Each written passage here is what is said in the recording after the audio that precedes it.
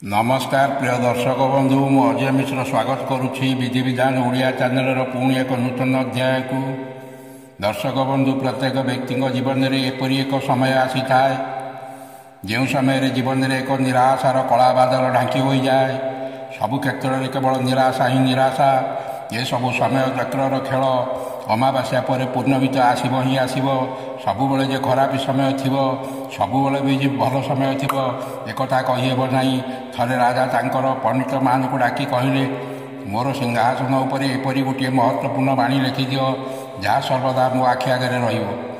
पंडित मैंने गोटे वाक्य लिखिते ये समय रहा। अर्थात जदि ये खुशी बा भल समय चलू थाए ता अपसरी जीव पुणी बा दुख बा निराशार समय चली आसब। जदि दुखर समय चलू थाए ताहा पुणी अपसरी जीव पुणी भलर दिन बा सुखर समय चली आसब।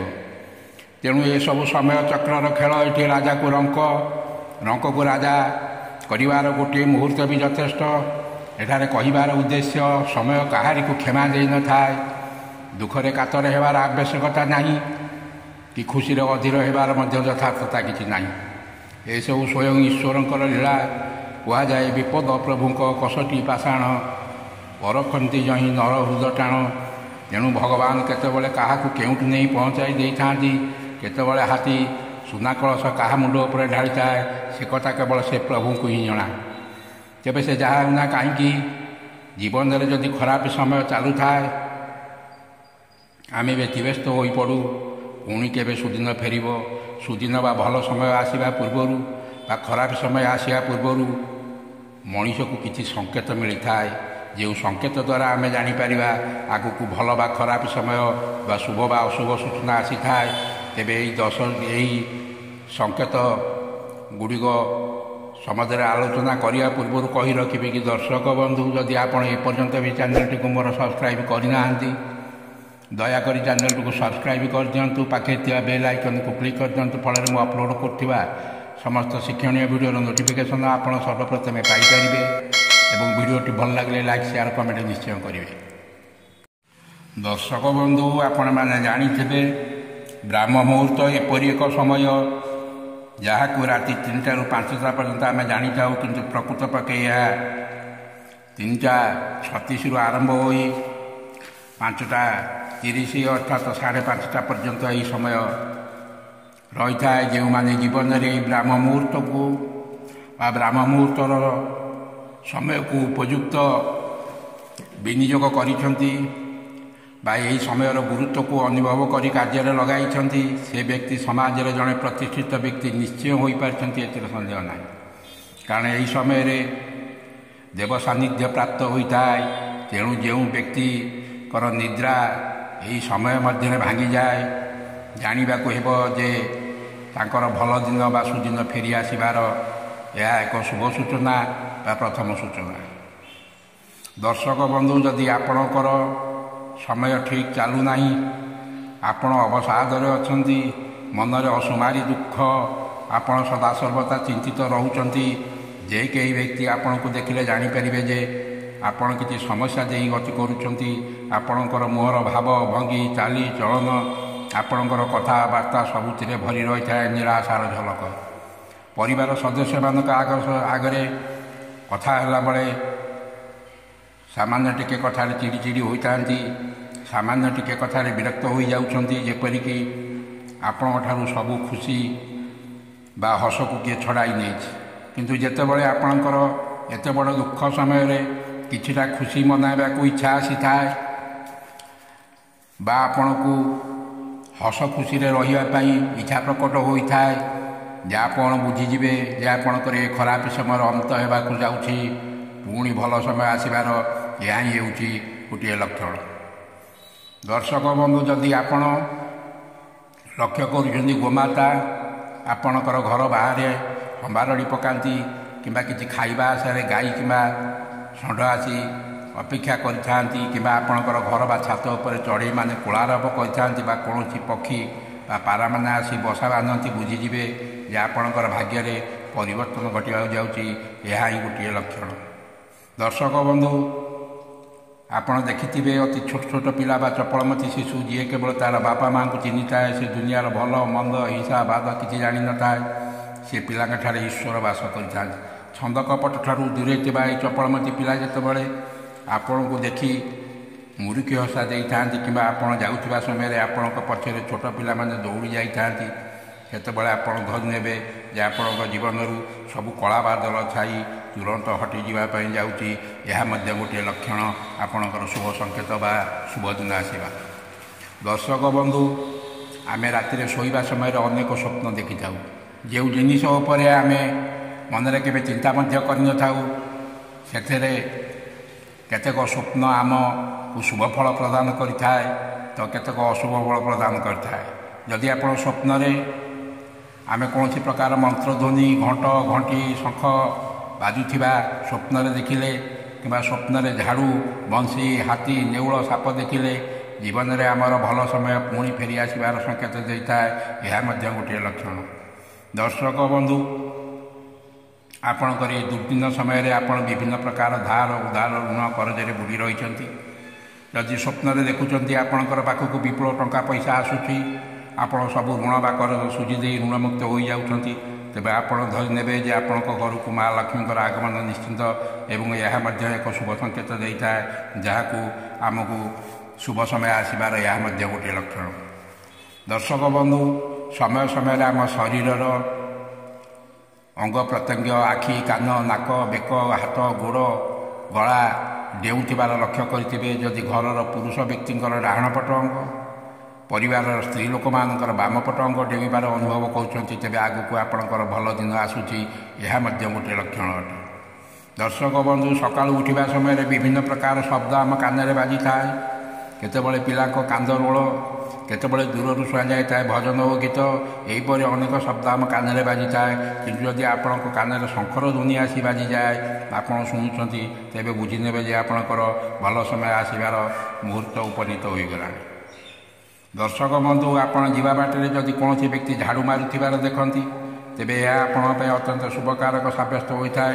ଆପଣ ବୁଝିନେବେ ଯେ ଆପଣଙ୍କର ଘରକୁ ମା ଲକ୍ଷ୍ମୀଙ୍କର ଆଗମନର ସମୟ ଉପନୀତ ହେବାର ସମୟ ଆସିଗଲାଣି ବୋଲି ଏହା ମଧ୍ୟ ଗୋଟିଏ ଶୁଭ ଲକ୍ଷଣ ରୂପେ ଆପଣ ଧରି ନେବାକୁ ହେବ। ଦର୍ଶକ ବନ୍ଧୁ, ଯଦି ପରିବାରର ପୁରୁଷ ବ୍ୟକ୍ତିଙ୍କର ଡାହାଣ ଅଙ୍ଗ ଏବଂ ସ୍ତ୍ରୀ ମାନଙ୍କର ବାମ ଅଙ୍ଗ କୁଣ୍ଡାଇ ହୋଇଥାଏ, ତେବେ ଏହା ମଧ୍ୟ ଆକସ୍ମିକ ଧନ ପ୍ରାପ୍ତି ହେବାର ସମୟ ଉପନୀତ ହୋଇଲେ ଆପଣ ଧରିନେବେ। ଯଦି ଆପଣଙ୍କ ଘରେ କଳା ପିମ୍ପୁଡ଼ି ଧାର ଲାଗନ୍ତି କିମ୍ବା କଳା ପିମ୍ପୁଡ଼ି ଦେଖାଯାଆନ୍ତି, ତେବେ ଏହା ଅତ୍ୟନ୍ତ ଶୁଭ ଏବଂ ଆପଣଙ୍କୁ ଯେକୌଣସି ଦିଗରୁ ଧନ ପ୍ରାପ୍ତି ହେବାର ଯୋଗ ମଧ୍ୟ ଦେଖାଦେଇଥାଏ। ଏହା ମଧ୍ୟ ଆପଣଙ୍କର ଏହା ଏକ ଶୁଭ ଲକ୍ଷଣ। ଯଦି ଆପଣ ଘରୁ ଯାତ୍ରା ସମୟରେ ଭରା ପାତ୍ରର ଜଳ ଦେଖନ୍ତି ବା କୌଣସି ବ୍ୟକ୍ତି ଜଳ ପାଇଁ ଖାଲି ପାତ୍ର ନେଇ ଯାଉଥାନ୍ତି, ଏହା ମଧ୍ୟ ଆପଣଙ୍କ ପାଇଁ ଅନେକ ଶୁଭବାର୍ତ୍ତା ଆଣି ପହଞ୍ଚାଇଥାଏ। ଯଦି ଆପଣଙ୍କର ଗୋଟିଏ ସ୍ଥାନରେ, ଆପଣଙ୍କ ଘରର ଗୋଟିଏ ସ୍ଥାନରେ 3ଟି ଝିଟିପିଟି ଦେଖନ୍ତି କିମ୍ବା ଝିଟିପିଟିକୁ ଅନ୍ୟ ଗୋଟିଏ ଝିଟିପିଟିକୁ ଗୋଡ଼ାଇ ଧରୁଥିବାର ଦେଖନ୍ତି, ତେବେ ଏହା ମଧ୍ୟ ଆପଣଙ୍କ ପାଇଁ ବହୁତ ଶୁଭ ମନାଯାଇଥାଏ। ଦର୍ଶକ ବନ୍ଧୁ, ଦେଖିବେ ଆପଣଙ୍କ ଘରର ଆଖପାଖରେ ବାରମ୍ବାର ପେଚା ଦେଖୁଥାନ୍ତି କିମ୍ବା ବାଟରେ ଯିବା ସମୟରେ କୌଣସି ବୁଲା କୁକୁର ଆହାର ପାଟିରେ ଧରି ଯାଉଥିବାର ଦେଖନ୍ତି, ତେବେ ଧରିନେବେ ଯେ ଆପଣଙ୍କର ବିପୁଳ ଧନ ସମ୍ପତ୍ତି ଅଧିକାରୀ ହୋଇଯିବାର ସମୟ ଆସି ପହଞ୍ଚିଗଲାଣି। ଦର୍ଶକ ବନ୍ଧୁ, ଯଦି ଆପଣ ଯିବା ବାଟରେ ନବବଧୂ ବା ବିବାହ ସାରି ପୁଅ ବୋହୂ ଫେରୁଥିବାର ଦେଖନ୍ତି କିମ୍ବା ବାଟରେ ଯିବା ସମୟରେ କୌଣସି ପକ୍ଷୀ ଆପଣଙ୍କୁ ଆଘାତ କରନ୍ତି, ତେବେ ବୁଝିନେବେ ଯେ ଆଗକୁ ଆପଣଙ୍କର ସୁଦିନ ପୁଣି ଫେରି ଆସୁଛି। ଯଦି ଆପଣ ରାତିରେ ଶୋଇଥିବା ସମୟରେ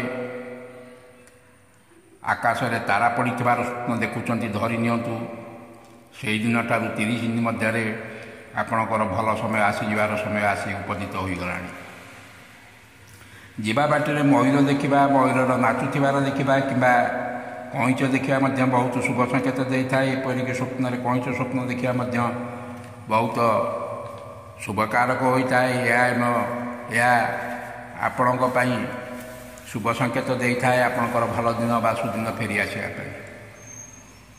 ଯଦି ଆପଣ ଉଠିବା ପରେ କ୍ଷୀର କିମ୍ବା ଦହି କିମ୍ବା କ୍ଷୀର ବିକାଳିକୁ ଦେଖୁଛନ୍ତି କିମ୍ବା ଛାତ ଉପରେ କୋଇଲି ବସି ଗୀତ ବୋଲୁଛି କିମ୍ବା ମାହୁତ ହାତୀକୁ ଆଣି ଘର ସମ୍ମୁଖରେ ଛିଡ଼ା ହୋଇଥିବାର ଦେଖୁଛନ୍ତି ତେବେ ଏହା ଅତ୍ୟନ୍ତ ଶୁଭ ହୋଇଥାଏ।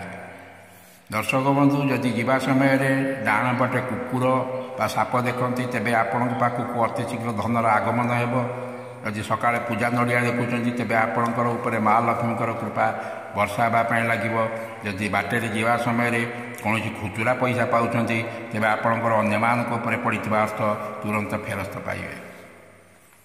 ଦର୍ଶକ ବନ୍ଧୁ, ଯଦି ପୂଜା କରୁଥିବା ସମୟରେ ଭଗବାନଙ୍କର ମୂର୍ତ୍ତି ବା ଫଟୋରୁ ପତ୍ର ବା ବେଲପତ୍ର ଖସେ ବା ଫୁଲ ଖସେ ଧରି ନେବେ ଯେ ଆପଣଙ୍କର ଅତି ଶୀଘ୍ର ମନସ୍କାମନା ପୂର୍ଣ୍ଣ ହେବାକୁ ଯାଉଛି। ଯଦି ଚାକିରି ପାଇବା ପାଇଁ ଇଣ୍ଟରଭ୍ୟୁ ଦେବାକୁ ଯାଉଛନ୍ତି, ବାଟରେ ନଡ଼ିଆ, ପଇଡ଼ ବା ଗାଈ ଦେଖୁଛନ୍ତି, ଧରି ନିଅନ୍ତୁ, ଆପଣଙ୍କର ସେ ଇଣ୍ଟରଭ୍ୟୁରେ ସମ୍ପୂର୍ଣ୍ଣ ରୂପେ ସଫଳତା ପାଇଯିବାର ସମ୍ଭାବନା ଦେଖାଦିଏ। ସେହି ଦର୍ଶକ ବନ୍ଧୁ, ଆପଣ ସ୍ୱପ୍ନରେ ଭଗବାନଙ୍କର ଦର୍ଶନ କରୁଛନ୍ତି କୌଣସି ମନ୍ଦିରରେ, ନିଜେ ଯାଇ ପୂଜାପାଠ କରୁଛନ୍ତି, ତେବେ ଜାଣନ୍ତୁ ଖୁବ୍ କମ୍ ଦିନ ମଧ୍ୟରେ ଆପଣଙ୍କର ଭଲ ସମୟ ଉପନୀତ ହେବା ପାଇଁ ଯାଉଛି। ଇଏ ତ ଗଲା ଭଲ ଦିନ ବା ଭଲ ସମୟ ଆସିବାର ଶୁଭ ସଂକେତ। ଏବେ ଆସନ୍ତୁ କେତୋଟି ଅଶୁଭ ସଂକେତ ବା ଅଶୁଭ ଦିନ ଆସିବାର ସଂକେତ ଉପରେ ଜାଣିବା। ଯଦି ତୁଳସୀ ଗଛଟିଏ ଆପଣ ଲଗାଇଛନ୍ତି ବା ଚଉରାରେ ଲଗାଇଛନ୍ତି, ଯଦି ତା'ର ପତ୍ରଗୁଡ଼ିକ ଶୁଖିଯାଉଛି ତେବେ ଧରି ନିଅନ୍ତୁ ଆପଣଙ୍କର ଖରାପ ସମୟ ଆସିବାକୁ ଆଉ ବେଶୀ ଡେରି ନାହିଁ। ଦର୍ଶକ ବନ୍ଧୁ, ଯଦି ବାରମ୍ବାର ଘରେ କାଚ ବୋତଲ ବା କାଚ ଗ୍ଲାସ୍ ଭାଙ୍ଗି ଯାଉଥାଏ ବା କୌଣସି ସ୍ତ୍ରୀ ଲୋକର ହାତରୁ ଚୁଡ଼ି ଭାଙ୍ଗି ଯାଉଥାଏ, ନିଶ୍ଚିନ୍ତ ଏହା ଆର୍ଥିକ ସଂକଟକୁ ଆମନ୍ତ୍ରଣ କରିବାର ସଂକେତ ଦେଇଥାଏ। ଶାସ୍ତ୍ର ଅନୁସାରେ କାଚ ଭାଙ୍ଗିଯିବା ବହୁତ ଅଶୁଭ ମନାଯାଇଥାଏ। ଦର୍ଶକ ବନ୍ଧୁ, ଘରେ ବିନା କୌଣସି କାରଣରେ ଲଢ଼େଇ ଝଗଡ଼ା ବାରମ୍ବାର ଦେଖାଯାଉଥିଲେ ଏହା ଆର୍ଥିକ ସଂକଟ ଏବଂ ନାନାଦି ବିପଦକୁ ଡାକି ଆଣିଥାଏ। ତୁରନ୍ତ ଏଥିପ୍ରତି ଧ୍ୟାନ ଦେବା ଉଚିତ ହେବ। ଯଦି ଘରର ଆଖପାଖରେ ବିନା କିଛି କାରଣରେ କୁକୁର ବିକଳ ହୋଇ ଡାକନ୍ତି ବା କାନ୍ଦୁଥାନ୍ତି, ଏହା ଶୁଭଙ୍କର ନୁହେଁ। ନିଶ୍ଚୟ ଆଗକୁ କିଛି ଅଘଟଣ ଘଟିବାକୁ ଯାଉଛି। ତେଣୁ ଏଥିପ୍ରତି ଆପଣ ନିଶ୍ଚୟ ଆଗରୁ ସତର୍କ ରହିବେ।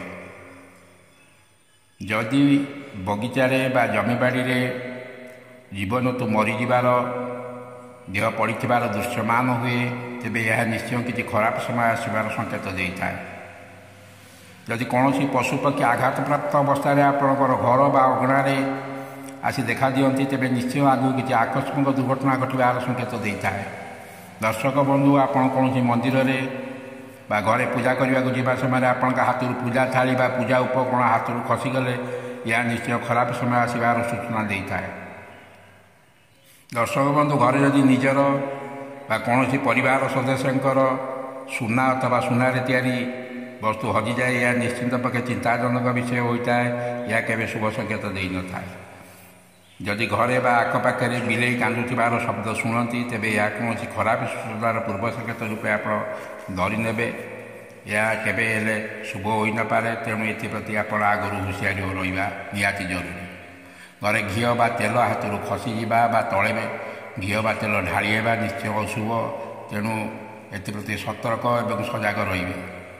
ଯଦି ଆପଣଙ୍କ ଘରେ ଆଳତି କରୁଛନ୍ତି ବା ସନ୍ଧ୍ୟା ଦୀପ ଦେଉଛନ୍ତି ଏବଂ ଏହା ବାରମ୍ବାର ଲିଭି ଯାଉଛି, ଏହା ମଧ୍ୟ ଅଶୁଭ ହୋଇଥାଏ। ଦର୍ଶକ ବନ୍ଧୁ, ଏହିପରି ଅସଂଖ୍ୟ ସଂକେତ ମିଳିଥାଏ ଜୀବନରେ ଭଲ ବା ଖରାପ ଦିନ ଆସିବାର। ତେବେ ସେ ଯାହା ହେଉନା କାହିଁକି, ଆମେ ଏସବୁକୁ ନଜର ଆଢ଼ୁଆଳରେ ରଖି ଆମେ ପ୍ରତିଦିନ ଘରେ ଠାକୁର ପୂଜା କରିବା, ବିଭିନ୍ନ ଦେବାଦେବୀଙ୍କ ମନ୍ତ୍ର ଉଚ୍ଚାରଣ କରିବା, ହନୁମାନ ଚାଳିଶା ପାଠ କରିବା, ଘରେ କଳା କଳହକୁ ପ୍ରସବ ନ ଦେବା, ଗୁରୁ ଗୁରୁଜନଙ୍କ କଥା ମାନିବା, ଅତିଥି ଚର୍ଚ୍ଚା କରିବା, ଗୋ ସେବା କରିବା, ବୁଲା କୁକୁରଙ୍କୁ ପ୍ରତିଦିନ ଖାଇବାକୁ ଦେବା, ଅସହାୟଙ୍କୁ ସହାୟତାର ହାତ ବଢ଼ାଇବା, ଭୋକିଲା ଲୋକଙ୍କୁ ଆହାର ଦେବା, ଏହିପରି ଧାର୍ମିକ କାର୍ଯ୍ୟ ପ୍ରତିଦିନ ଚାଲୁ ରଖିଲେ ନିଶ୍ଚୟ ଭଲ ଏବଂ ଖରାପ ଦିନର ପ୍ରଭାବ ଆପଣଙ୍କ ଉପରେ କିଛି ବି ପଡ଼ିବ ନାହିଁ। ଆଜି ପାଇଁ ଏତିକି ରହୁଛି। ଧନ୍ୟବାଦ, ନମସ୍କାର।